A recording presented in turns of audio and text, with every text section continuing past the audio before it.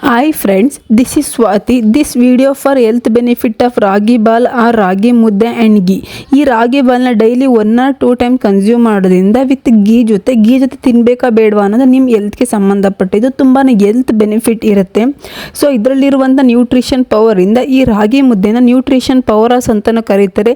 ಇದೇ ರೀಸನ್ಗೆ 2023ಯಲ್ಲಿ United nation ಅಂದರೆ ವಿಶ್ವಸಂಸ್ಥೆ ಡಿಕ್ಲೇರ್ ಮಾಡ್ತು 2023 as the international year of millet ಅಂತ ಅನೌನ್ಸ್ ಮಾಡಿದ್ಮೇಲೆ ಇದನ್ನ 72 ಕಂಟ್ರೀಸ್ಗಳು ಒಪ್ಕೊಂಡು ಸಪೋರ್ಟ್ ಕೂಡ ಮಾಡೋದು to raise global awareness about nutrition and health benefit of ಮೈಲೆಟ್ಸ್.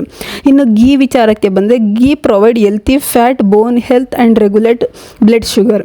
From 2000 to 2025 research ಪ್ರಕಾರ particularly ragi millet it's contain high calcium, fibre, iron content, various vitamins and minerals like vitamin B complex.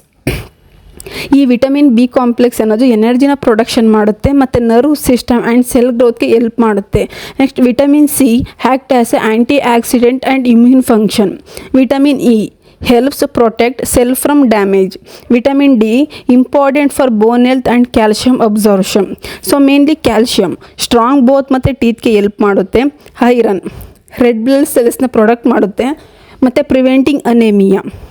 ಅತಿ ಹೆಚ್ಚಾಗಿ consume ಮಾಡೋದು rural ಏರಿಯಾದಲ್ಲಿ ಇನ್ south ಇಂಡಿಯಾದಲ್ಲಿ ಜಾಸ್ತಿ.